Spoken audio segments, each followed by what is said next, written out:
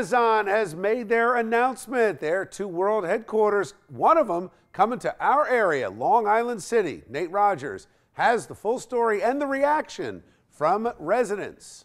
Bill, it's a $5 billion investment by Amazon, choosing Long Island City and Arlington, Virginia as split headquarters to expand its U.S. operations. Amazon executives made the announcement earlier today, saying the move would attract the biggest talent in the world. I think it's positive. Okay, New York City needs all the growth they can get. It's a $2.5 billion investment into Long Island City that'll create 25,000 full-time jobs with an average salary of $150,000.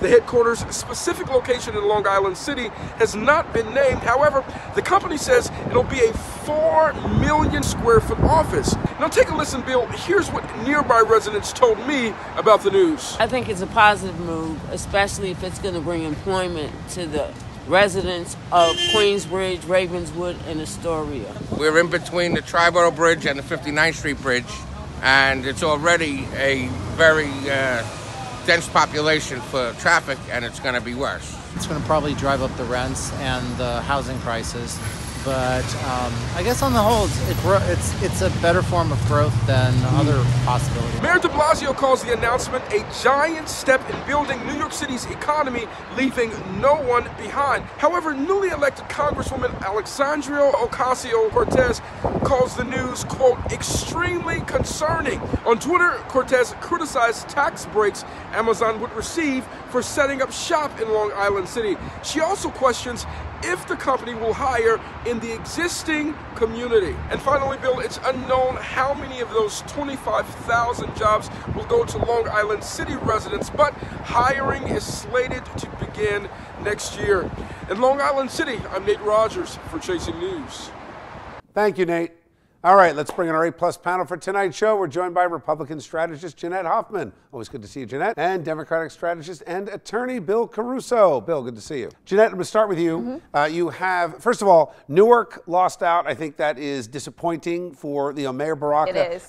Really put it all on the line, and this is a loss. That aside, Long Island City, this is, I think, a huge economic boon to this area. 25,000 jobs, $150,000 average salary, but you've got a new Congresswoman-elect, a self-proclaimed socialist, saying, this is bad, corporate welfare, we don't want them. What do you say? I think she's crazy because I think this is a huge victory for her constituents and why she wouldn't want all these jobs coming to the area, as well as increased economic activity for all the stores, the restaurants in the area. This is, according to Bill de Blasio, the single biggest economic development deal in the history of New York City. How she thinks that's a bad thing is beyond me. Bill, isn't this the problem the Democrats have? They come from the premise of everybody's going to stay at the same level. Therefore, if rents go up, it's a bad thing. Instead of saying what Ronald Reagan used to say, which is why I pulled so many Democrats across the aisle, that rising tide lifts all boats.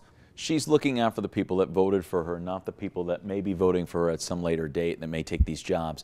Right now, her community may or may not benefit from this. And it's a legitimate question. So I think she's asking good questions based on what her constituents are. What is it going to mean to live in this area? Are rents going to skyrocket? And are these jobs going to be available to these constituents? Or are we talking about an influx of whole new people coming in? But is this a problem, though? I mean, this is almost like the way Cortez has framed this. It's almost in this anti-American spirit. Like, let's keep everybody at the same level instead of saying, let's get everybody up. Wouldn't it be great to create new wealth in her district? Sure. And there's a way to do that a right way. There is. And that's absolutely the point, Bill. This is not just creating jobs at Amazon. It's creating jobs in the surrounding area. And unlike if you had brought in, like the Governor Christie did with the 76ers, you move a few jobs for a lot of money, this is an investment. No matter what they give away in tax dollars, I don't know how you argue with 25,000 new jobs. We will see.